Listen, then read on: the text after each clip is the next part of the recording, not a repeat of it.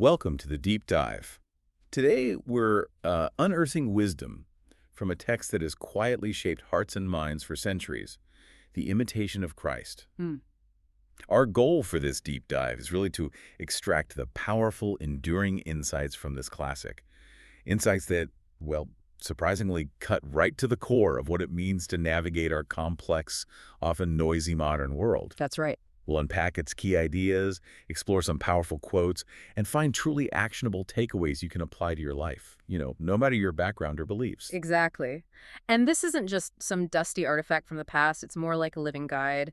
It's influenced countless individuals seeking, well, a deeper sense of self and inner peace. Yeah, What's so compelling, I think, is how universal its core messages are, despite its specific historical and religious origins. I couldn't agree more. So we're going to try and peel back the layers of this profound work by Thomas à Kempis, understand why it's considered one of the most widely published works of Christian spirituality after the Bible. Which is incredible, really. It is. And discover how its guidance can still offer profound direction today.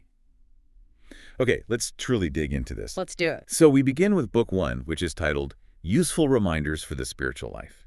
And it immediately sets the tone, urging us, really pushing us to look inward with truly unflinching honesty. It immediately challenges us, doesn't it? It sort of asks, how often do we really know ourselves, beyond the surface? Thomas à Kempis puts it quite simply. The greatest and most useful lesson we can learn, to know ourselves for what we truly are, to admit freely our weaknesses and failings, and to hold a humble opinion of ourselves because of them. Right. And this isn't about, wallowing in self-pity or anything. It's about a profound, almost liberating self-awareness. That becomes the bedrock for any true growth. It sounds incredibly challenging, I have to say, yet I can already feel how freeing that kind of self-acceptance could actually be. Wow. He's so astute about human nature. I'm even just looking at some of the chapter titles he uses. Things like of confused feelings, of resisting temptations, of avoiding empty hopes and self-praise, and of heartfelt remorse. Yeah. He just sees us so clearly. He truly understands the human struggle. Yeah. I mean, think about how keenly he observes our tendency for what he calls unnecessary talk or idle chatter and gossip. That one hits home. Doesn't it? He asks, and this really makes you stop and think, I wonder, why are we so eager to chatter and gossip with each other since we seldom return to the quiet of our own hearts without a damaged conscience? Oof. Yeah. It's a direct challenge to where we, instinctively seek our comfort. And he takes that idea even further, doesn't he? He warns that this outside comfort is no small detriment to the inner comfort that comes from God. Exactly. It's such a powerful and direct point about where we seek solace. Is it in the external noise or in that deeper internal quiet, whatever name you give it? And if we connect this to the bigger picture, how we experience life, Thomas à Kempis basically confirms that life is hard, it's challenging. He says, truly, life can be a great trial. The more one wishes to be spiritual, the more difficult the present life can seem. Which seems backwards almost. Well, for as one progresses in the spiritual life, his flawed nature becomes more and more apparent. So the more aware you become, the more you see the work needed. Okay.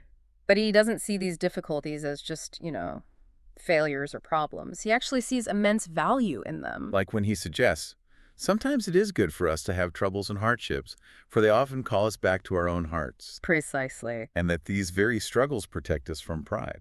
It's a surprising reframe. It is. And he even directly challenges our common reaction to disappointment or things not going our way. He asks, why are you troubled because things do not work out the way you would like? Is there anyone who has everything he wants? I don't. You don't. No one on earth does. There is no one in the world without some trouble or uncertainty. Wow. That's blunt. It is. And in an age obsessed with, control and optimization, his call to this kind of radical acceptance is just such a powerful antidote. It reminds us that real peace often starts when we let go of needing things to be different. But it's not all just difficulty and acceptance. He also offers incredible encouragement, doesn't he? Oh, absolutely. My dear friend, do not lose confidence in progressing in the spiritual life. You still have time and opportunity. Get up and begin at once and say, now is the time to act. Now is the time to fight. It feels like he's talking right to you. It really does. And what's particularly potent there is his stark reminder about the present moment. It's so sharp. Yeah. He states, the present time is very precious. Now is the acceptable time. The time will come when you will wish for one day or 1 hour for changing your ways. Oh, wow. And then the follow-up question, which just lands like a ton of brumps. If you are not prepared today, how will you be ready tomorrow? It's such an urgent, timeless call to action for today. Not someday, but right now. Okay, so book one laid that groundwork, demanding that unflinching self-honesty, a really challenging but, like you said, necessary first step. Right. Now, in book two, suggestions drawing one toward the inner life, Thomas à Kempis seems to shift. He moves from that self-diagnosis to the practical application of that awareness. Exactly. I guess his experience mentoring novices in the monastery probably made him very pragmatic here. That's spot on. I think you can really feel that practical experience. His advice in this section is remarkably grounded, very direct. He kind of steers clear of abstract theories. Right. He gets right to the heart of what genuine love and humility actually look like in our daily lives. He says, "See how far you still are from true love and humility. A truly loving and humble person does not know how to feel anger or indignation toward others, and if he does, he recognizes such feelings as his own weakness." So it's about taking responsibility for our inner state. Yes, it's about owning our emotions, our reactions, rather than just, instantly projecting them onto other people. Which is so easy to do. He also hits on another incredibly common human failing, one that feels just as relevant today: making excuses. Oh, We frequently do wrong, and to make matters worse, we make excuses about it.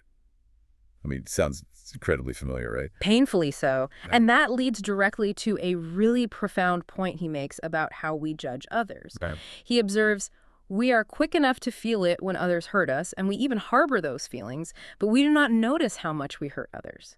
A person who honestly examines his own behavior would never judge other people harshly. Wow. That's a high bar. It is.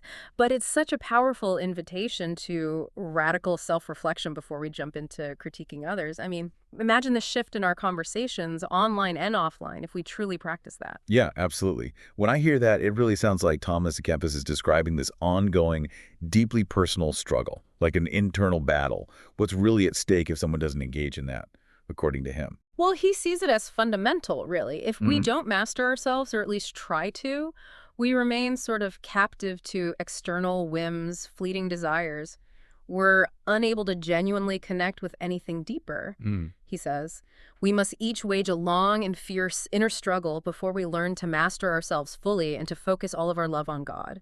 Right. And here I think God can be understood more broadly too, as like that highest ideal, that ultimate truth or source of love you seek to align with, whatever your framework. That makes sense. And he also addresses a big misconception, one that I think many people have, about any kind of spiritual path or even just personal growth. The idea that it should be all bliss, all comfort. Ah, yes. He calls that attitude mercenary. What exactly does he mean by that? He's challenging those who are constantly seeking spiritual comfort and forever thinking of their own comfort and gain. By mercenary, he means they're acting like a hired hand, only serving when it directly benefits them. He questions if they love themselves more than they love that deeper ideal, that source of truth. He even states, quite provocatively, if he should send you pain and sorrow, you ought to be thankful for whatever he permits. He does for our own good. Wow. That's a tough pill to swallow. It really is, perhaps. But it's such a profound shift in perspective. It suggests that even our difficulties, our pains, can serve a higher purpose in our growth. Okay, moving into book 3 of Inner Comfort. This section shifts the dynamic quite a bit. Yeah. It's presented as a dialogue, right? A direct conversation between Lord Christ and the disciple. It is, yeah. It creates a really different feel, doesn't it? It truly does. And what's particularly striking in this section, I find, is the profound emphasis on quieting oneself. Making space to hear that deeper wisdom, that inner voice, however you define it. The disciple is reminded, "Blessed are the ears that are attuned to the soft whisper of God's voice and that ignore the buzzing of the world." The buzzing of the world. That's evocative. Isn't it? Be silent and visit the quiet recesses of your own heart. It is there that you will hear God's voice.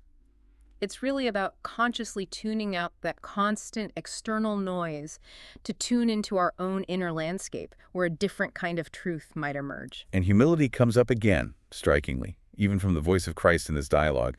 He advises the disciple, "You are easily overcome, easily upset, easily weakened. Of yourself you have nothing to be proud of, but many things ought to humble you, for you are weaker than you know." It's a sobering, but maybe a necessary reminder of our human vulnerability. I think so. Yet even with that profound humility, he also touches on the nature of spiritual experiences themselves. You know, those peak moments, You're maybe. right, those intense feelings. Exactly, those moments of intense spiritual feelings when you seem to soar toward heaven. He doesn't dismiss them as illusions or unimportant. Okay. He advises, enjoy them when you feel them and be thankful for them, but do not seek them out. Ah, that's key. It is. It encourages a really balanced and non-attached approach. He emphasizes maintaining what he calls spiritual calm, rather than just chasing those fleeting emotional highs. But experience them fully, be grateful, definitely, but don't cling to them or chase after them as if they're the whole point. Precisely. That's a powerful and really practical distinction, I think, for anyone seeking deeper experiences or even just emotional balance. Yeah. And ultimately, all of this guidance, all these lessons on honesty, struggle, quiet, they seem to culminate in one central overarching theme, right? They absolutely do. If we connect all the dots, all the advice, the struggles, the self-reflection, it's all presented as a path to acquire and, more importantly, embody love. He states it beautifully in words that truly resonate across time. Nothing is sweeter than love, nothing stronger, nothing more sublime, nothing more expansive, nothing more joyful, nothing more abundant or better in heaven or on earth. Love is born of God. Wow. It's positioned as the ultimate pursuit, the guiding principle that kind of brings everything else into focus. Okay, finally, we arrive at Book 4, the book on the sacrament. Now, obviously, this section specifically delves into the Catholic practice of communion. Right, its original context. But Thomas à Kempis's genius, it seems, lies in how he offers universal principles even here. For any listener, regardless of personal beliefs, maybe consider how his insights apply to approaching any deeply meaningful personal practice. Yes, absolutely. Whether it's meditation, maybe a creative discipline, or even just showing up fully for a significant relationship. Exactly. This section essentially offers a blueprint for how to approach anything you hold sacred in your life with the right mindset, the right intention. So? Well, he emphasizes things like preparation, reverence, and a deep sense of gratitude. For example, he stresses the importance of approaching such moments with profound humility and sincerity, trying to be free from distraction. Which is hard today. So hard. And seeking not just comfort, but actual transformation, he asks us to reflect on our deepest intentions, to truly prepare our hearts and minds, much like we would for any really significant encounter or commitment in our lives. Okay. It's all about bringing intentionality and reverence to whatever path you choose, whatever discipline you embrace as meaningful. That's a great point. Yeah. It frames the idea of approaching any personal growth practice, any meaningful commitment, with a certain level of, focused intention and reverence. Yeah. Not just going through the motions. Exactly. Wow. Well, what a deep dive into the Imitation of Christ. It really is a gold mine of spiritual guidance and uplift. Just gems of wisdom on practically every page.